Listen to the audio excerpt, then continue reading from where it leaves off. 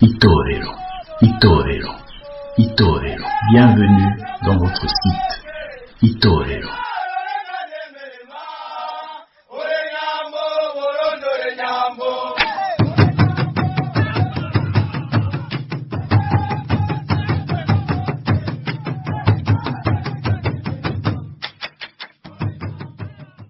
Inyuma y'urupfu igandagurwa rya Prince Louis Rwagasore hari ama-ideology menshi yagiye akurikirana mu gihugu.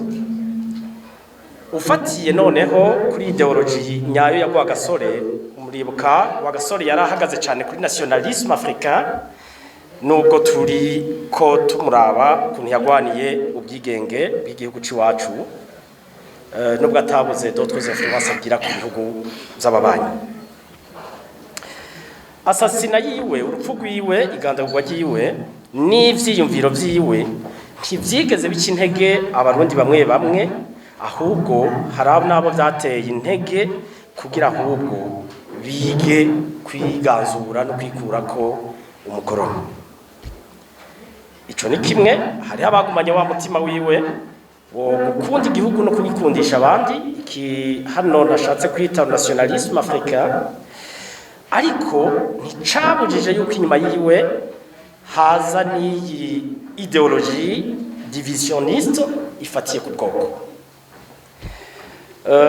No kuvuga inyuma y'igandagurwa ryiwe, murabizi hariho bakuru bari hano natwe twarutse vuba, ariko bamwe twarabisomye abandi twarabiganiriwe n'abaturuta. Les tensions ethniques zarabaye nyinshi cyane, kuko ba Sesa Nkuyoze ntibari bicaye. Uburundi rero bwahavuye butangura kuba divisé entre abahutu n'abatutsi, twabuke tubivuga uko. Ayandi ma-evenement mabi ahava arakurikira, ariko yubakiye kwico kintu twokwita ubwoko bamwe batazi canke batahurana nabi kugira ubwoko canke bunaka bihabwa n'iki. Twarabarundi, ariko kubera wa muntu yaraduhagaze ku gikano yaratwigishije aduteramwe imbuto mbi, natwe turazumva turaziyoboka. Mu ntango y'ingwano ya Rwagasore mu kwikukira,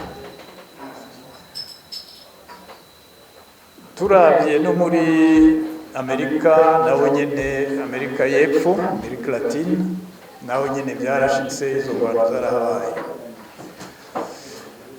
Ibyo byari bifise intumbero y'ivyiyumviro vya politike, bimwe bita ideologie, yavuze ngaha idéologie capitaliste canke idéologie socialiste ou communiste.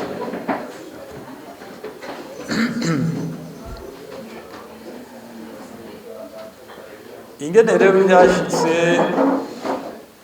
mu bihugu vya Afrika,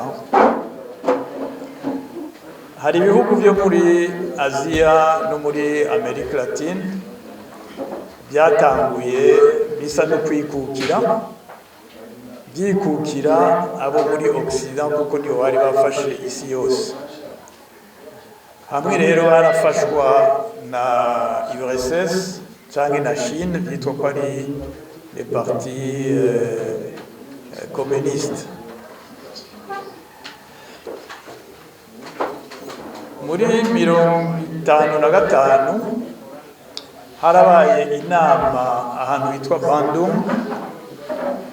Aho hitwa Bandung hakoranye inama y'abantu ibihugu bimwe byari bimaze kwikukira, bigashaka koko kwiganzura kuba occidentaux, les capitalistes. Bagashaka rero gufasha ibihugu byo muri Afrika navyo nyene kugira ngo bije mu nzira ya independence.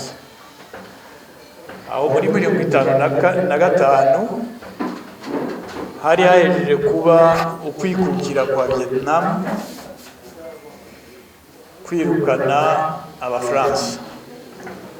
Aho murazi yuko abafaransa bari bafise ibice binini byo muri Afrika biganziye.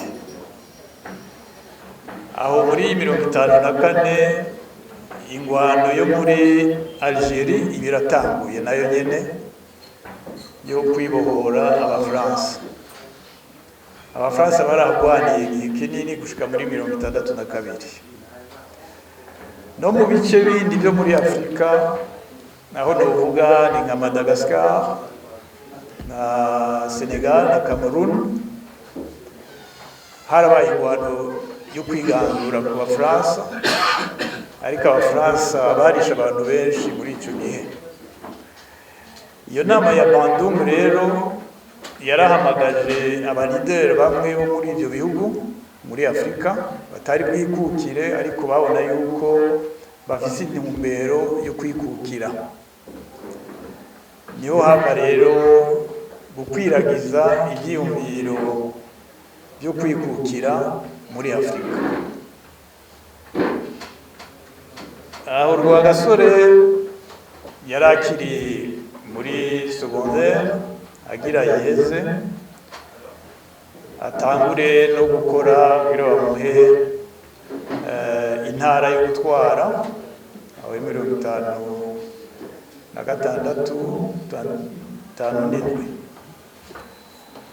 ariko Rwagasore barashoboye kumuha uburenganzira bwo kuja kwiga i Buraya muri universite, bamushira mu gisata atashaka, ko yashaka kwiga ibya ekonomi, ariko bamushize muri administration ahantu hitwa Anvers. Acashima rero yuko agiye kwigisha wenyene, ntiyaja mu mashure ku mahorere bamuhaye, ariko yararondera aho genda guca ubwenge mu makonferanse n'ahandi ku bijanye n'iterambere rya ekonomi na development. Naho ata mpapuro y'umutsindo yarakuyeho ubumenyi bunini bwamufashije kugira ngo ahangane n'umubirigi yararongoye Rwanda Burundi muri ico gihe yitwa Jean Paul Harwa. Iyo contexte géopolitique ndiko ndavuga yaramukoze ko cyane, ko yarasoma cyane, niho yatanguye no kumenyana nabo bazofashanya kurusha abandi, Patrice Emery Lumumba na Julius Nyerere. Iyo ni contexte géopolitique yari ihari muri ibihugu bitatu byacu byari bitwagwa n'Ububirigi, ariko Ububirigi bwaciye buzana Etats-Unis kuko Abanyamerika bashaka cyane Congo. Mu nyuma ni byiza kuba ibizoba muri Congo byaturuka hanini ku Banyekongo, turaza kubibona. Hariho contexte rero national yari ihari ijanye n'ubwo bukoroni abarundi twarimo, aho Ababirigi batanguye kubona yuko Abanyafrika batanguye guca ubwenge, kwibaza nko mu bindi bihugu ingene bo kwiganzura. Bararondeye ingene boshobora kuduza abazokwemera yuko bofashanya kugira ngo ubukoroni bukomeze. Ibyo rero byavuye ku kuntu biyegereza abategetsi bamwe bo muri icyo gihe, abaganwa bamwe na cyane cyane umuryango witwa Baranyana Pierre. Aho Rwagasore yagenda kwiga i Buraya ni uko Mwambutsa yabisabye cyane, ariko ahanini bari bashimye kurungika umwana wa Baranyanka ariwe Birori. Rero iyo contexte national yarerekanye ahanini yuko ababirigi binuba cyane umwami Mwambutsa. Nawe nyine umwami Mwambutsa yarabinuba. Ahenshi arabakunda kuvuga yuko Mwambutsa atabaye umwami w'ukuri, ariko iyo atabawe Rwagasore ntiyari kuronka bijya byumviro. N'ikimenyamenya uko ikete rya mbere Jean Paul Haraho wenyine avuga ati niyo mbarutso y'ivyumviro byo kwikukira mu Burundi. Ikete rya mbere yaronse ryanditswe na Rwagasore agifise imyaka 24. Yaryanditse ari mu buruhuko agira asubire kwiga. Yaritwaye aho umurezida yitwa Sylvie yakorera, ntihajya kuri Grand Bureau, niho abakoroni bakorera hanini. Yayitwaye aherekejwe na se wiwe umwami Mwambutsa. Aha bitwereka rwose yuko ibyo byiyumviro na Mwambutsa yabishigikira. Muri iryo kete ikintu yashize imbere yo kuvuga ko Uburundi bwari bufise ibwirizwa shingiro ryabo, kuko ababirigi bashaka kuzana ibwirizwa shingiro byari gutegura icyo bise autonomy, ni ukuvuga guha uburenganzira atari ukwikukira, uburenganzira abarundi bwo kwitorera abategetsi babo. Rero aho yarabakebuye ati naho mushaka gushiraho iryo tegeko rishasha, mwibuke cyangwa niba mutabizi tubibabwire, abarundi bari bafise ibwirizwa shingiro ryerekana ukuntu ubutegetsi bwajaho, ingene bwavaho, n'ingene abanyagihugu bifata imbere y'ubwo butegetsi.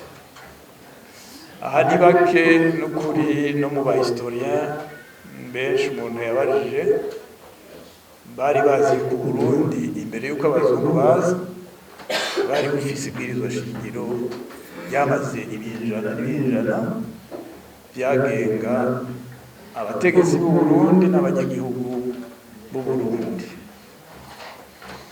Iryo kete mu gitabo ca Rwara ryandikako cane, avuga ati la foi nationaliste de Rwagasore yayerekanye koko muri iryo kete. Gukunda igihugu kwiwe yabyerekanye muri iryo kete.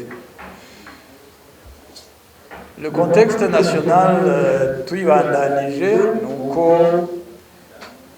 ababirigi bari batanguye kubiba amacakubiri mu Barundi, kuko nibo batanguye Karore yavuze ibijanye na exclusion, nibo batanguye exclusion mu Burundi. Nibo batanguye gukumira mu mashure. Ubwa mbere novuga gukumira abarundi hagati yabo mu kubaha karangamuntu zanditse ko ubwoko bonyene bashize imbere, umuhutu, umututsi, umutwa. Bimwe barashiraho n'umuryango.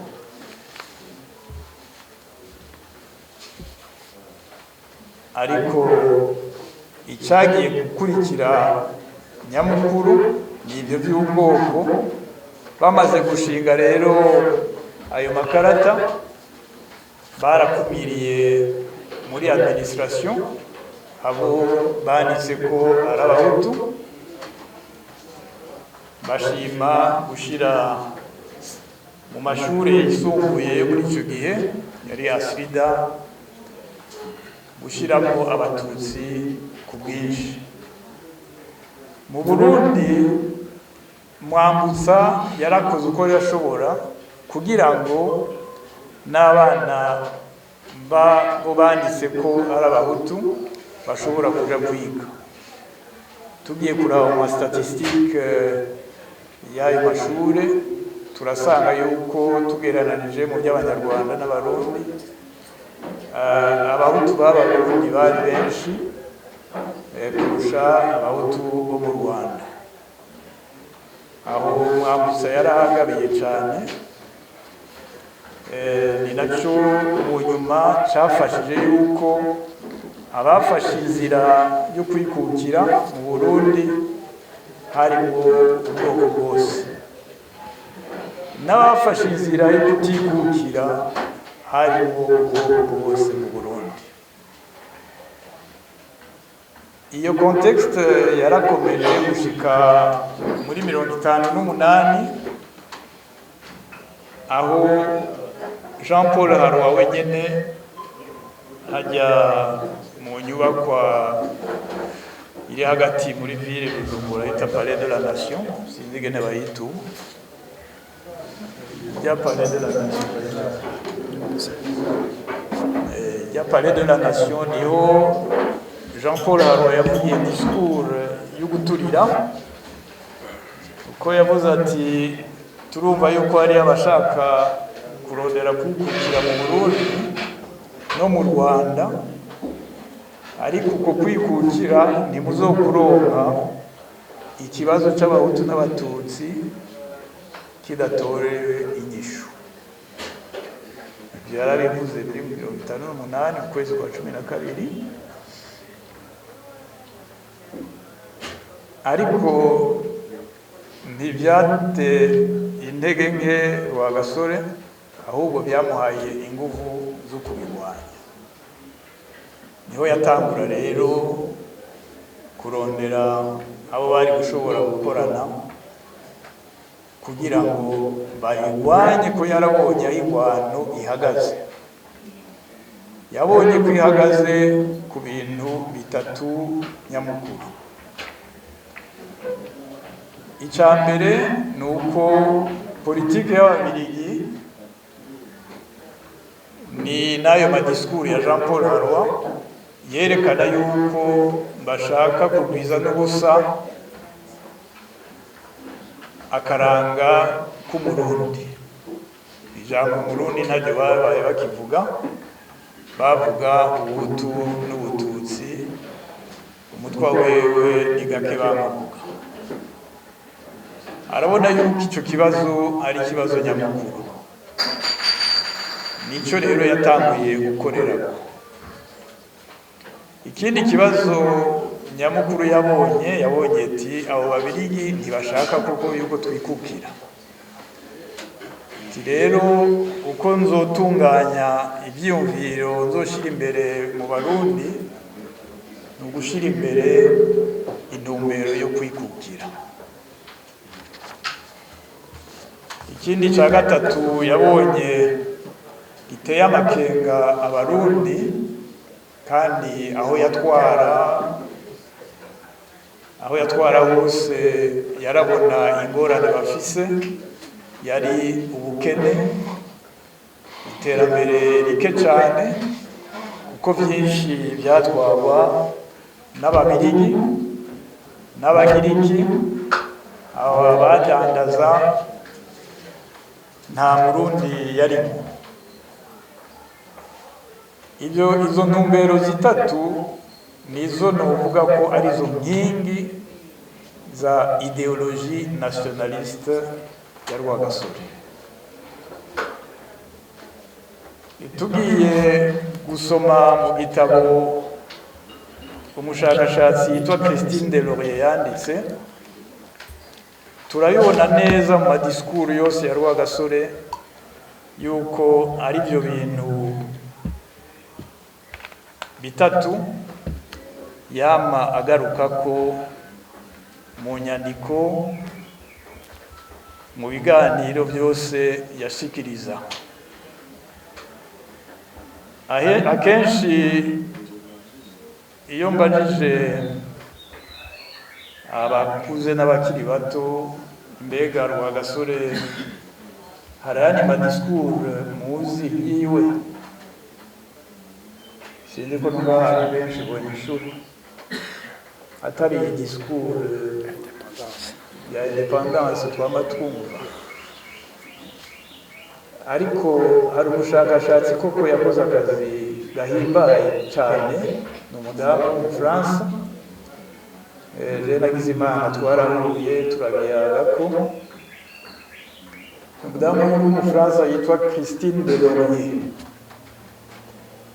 yafadikanije n'umuprofesseur w'umurundi yitwa Domitien Nizigiyimana, baranditse igitabo nosaba ko abakuze n'abakiri bato mu kirondera koko mukagisoma kugira mumenye intumbero n'ingwano koko Rwagasore yagiyemo muri ico gihe.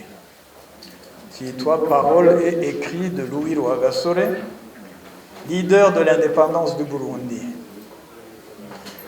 Amajambo n'ibyanditswe dukesha Ludovico Rwagasore yarwaniye ukwikukira ku Burundi. Aha iki gitabo kirafise amateka yacu kuko kugira ashobore kukironka nuko Christine Delorier twarahuye duhurira muri famille imwe, ariko aridoga avuga ati narazanye ibitabo byinshi cyane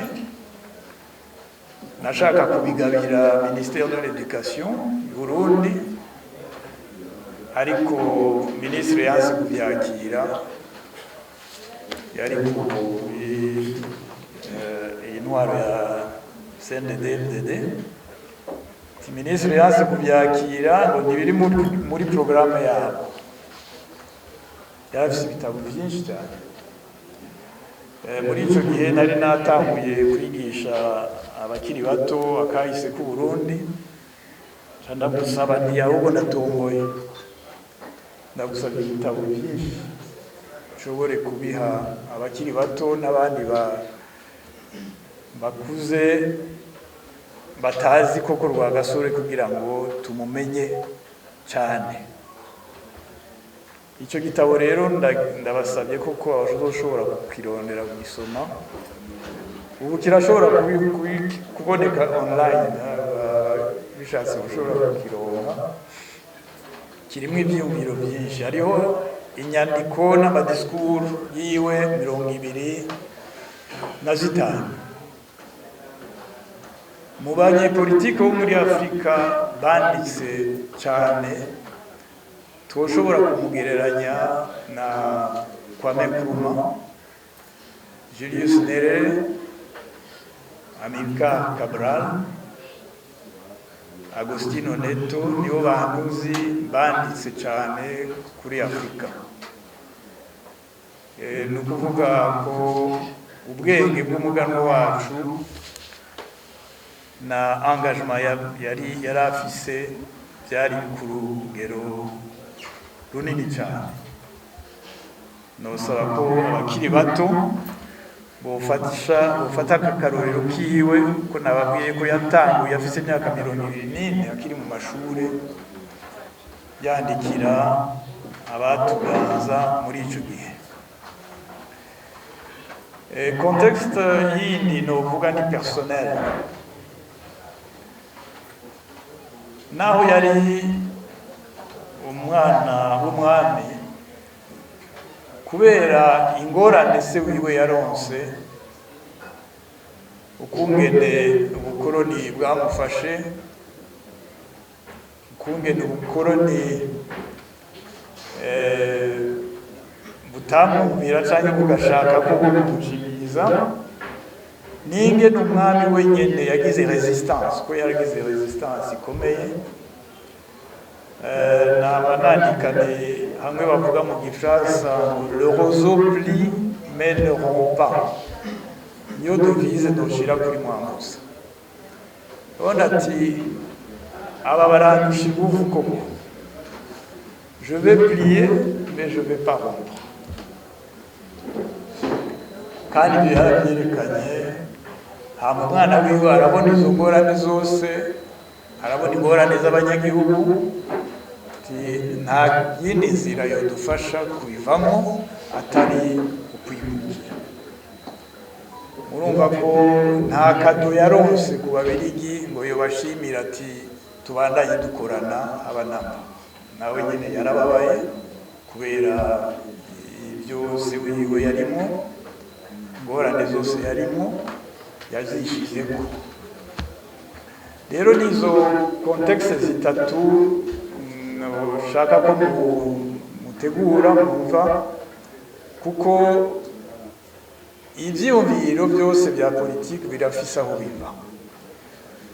biva ahanini mu ngorane igihugu kiba kirimo, hanyuma bikagukora ko nawe. Ubu turiko turabona FPR twari igihugu ngaha, mwibuke yuko abashoboye kubohora igihugu cyabo ari abantu bababaye. Rero wa gasore rero nawe muri ico gihe yari yarababaye, ingwano rero arifata ibiyiwe ayigira iy'abarundi.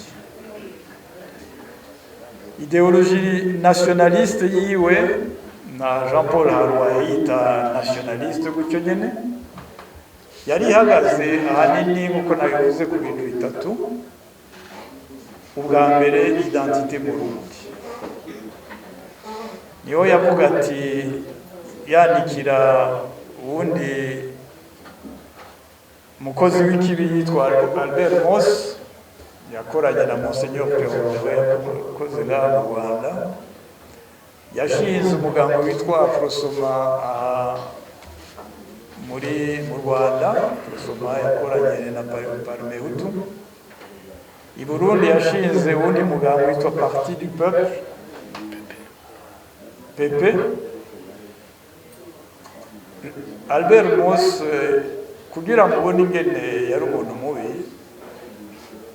aho Rwagasore atsindiye tariki 18 kwezi kw'icenda 1961, tariki 19 yari yahuye kuko Rwagasore atsinze.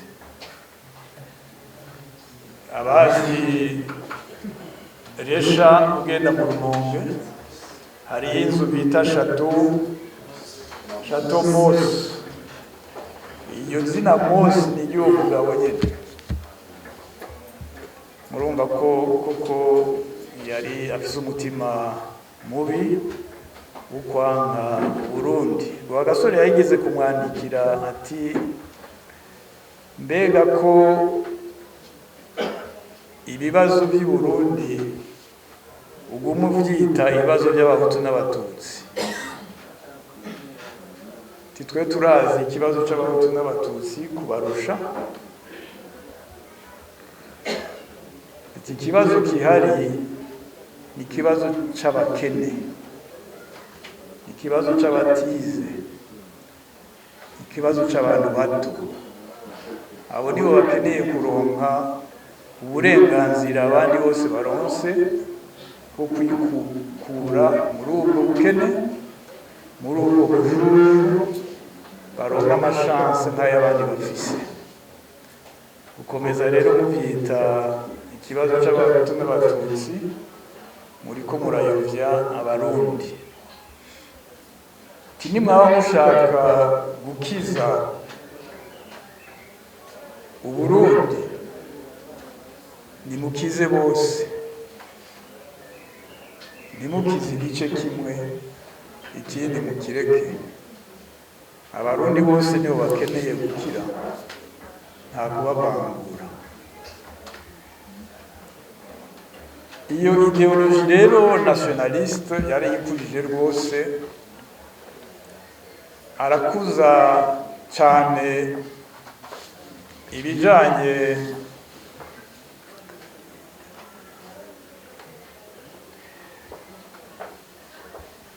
ku bijanye ni ibyo yise demokarasi, ibyo yise ubutungane, ibyo yise intwaro nziza.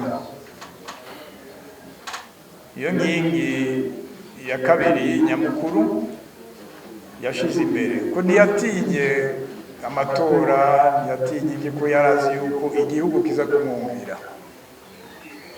Yaranabibwiye Jean Paul Harwa amubwira ati mwaba muvuga yuko muri abavyeyi b'abarundi, muri ko murashaka gupizanya n'umuvyeyi umwami, ubwami bumaze imyaka n'imyaka butwara.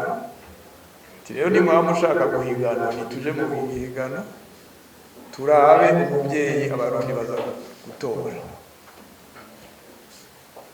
Abarundi batoye Sebarundi Mwami Mwambutsa, batora kwikukira, batora kuba abarundi. No kuri iki kibazo cyo mu Rwanda naho nyene yaragize icyo abivuga ko byabaye muri 1959. Aravuga ati ibintu mwebwe mwashizeho by'amacakubiri, bya gukumira n'ibindi bigize ingaruka mbi mu Rwanda. Mubyita revolution ku bantu batazi n'ibyo bariko barakora. Atari uko twize akahise mu mashuri yanyu yatweretse yuko byose ari ingaruka. Ntihagire rero abishima mu bintu byahindutse, ntawe uzi kazoza yabyo. Mu mashuri kutubwira ati ibintu biragaruka, niturindire rero. Rero nabisomye nk'uko Yoba yabaye umuprofeti muri icyo gihe, koko uko yabona ati nta gushyira amenyo ku kandi mu bintu byabaye byaheze, histoire ni mahindaro. Ibintu biragaruka, ukuri kuzoboneka mu myaka iri imbere. Ikindi cya gatatu rero twavuga ni kijanye n'iterambere. Yabonye yuko abarundi batari muri ekonomi.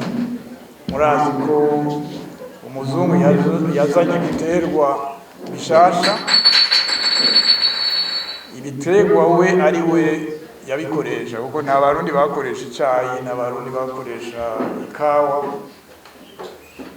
bari bafise ibindi biterwa. No kudandaza ibyo biterwa, ababidandaza ahanini bari abanyamahanga, cyane cyane Abagiriki. Abo Bagiriki rero bakorana n'abarundi bamwe bamwe, notama ujya mu muryango w'abaranyanga wari ufise amahegitari menshi y'ikawa. Rero amakoperative Rwagasore yashizeho yarabaye intambamyi cyane kuri ubwo budandaji. Ababirigi nabo babikora baramugwanya cyane, baramubuza kuraba amakredi, baramubuza yuko agira organisation nyayo. Ntacyo batakoze kugira ngo ayo makoperative ntatere imbere, ariko abarundi yabishikirije bari babitahuye. Haraho rimwe abantu batazi nk'ubwicanyi buhaba muri politike iyo buba buvuye. Nibaza ko nk'abatanu mwaribaza igituma muri bajya bagiye kwica Rwagasore harimo Abagiriki. Hari uwonyishura ngaho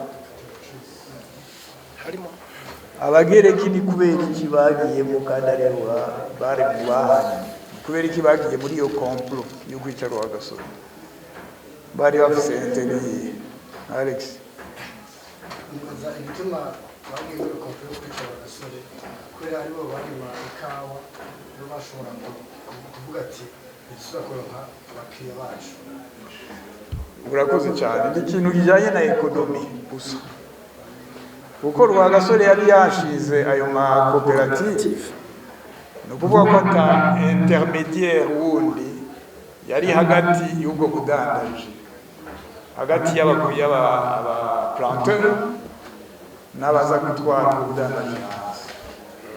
Abagereki nibo bari bayifatiye rero aho bari bashakuye rwose ntibibaze cyane ngo ni kubera politike iyi nationaliste nyamukuru ni cyo gisata cya gatatu iyo nkingi ya gatatu yiwe nicyo gituma abagereki bagiye muri kongo yo kumwica bakaruhira kumwica. Iyo rero niyo ideoloji ya Rwagasore. Ikibazo twokwibaza ubu ni gute nizi ngorane twagiyemo muri iyi myaka 60 uvuga ni ibibazo bibiri. Ni gute iyo ntumbero abarundi bayitaye kandi yatowe 80% muri icyo gihe. Mu Rwanda bari bahejeje kugira iyindi Rwanda barangaza abantu, jenoside ya mbere niho yatanguriye, ariko mu Burundi haraciye imyaka 5 imbere y'uko iryo bara ritangura kugwa mu Burundi. Naho nyine kubera izo ntumbero za Rwagasore hari abagerageje kunana kugira ngo iyo ntumbero igume ikura, ariko babaye bake bararushijwe muri 65 muri 66. Ikibazo kiri cya kabiri ni ubu aha turi mu buhungiro, aha tubona Burundi bwifashe nabi, abarundi bose bariko bararira kiretse abari ku butegetsi babona ko hari Edeni. Ni gute koko iyi ntumbero ya Rwagasore yodufasha? Ubwa mbere kugira tugire urunani, bwa kabiri kugira ngo dufashe Burundi n'abarundi gusubira mu ntumbero y'Uburundi, akaranga ko Burundi basubira mu ntumbero yo kwemera demokarasi, justice, yo kwemera iterambere nyakuri ihagaze ku nyungu z'abarundi. Murakoze.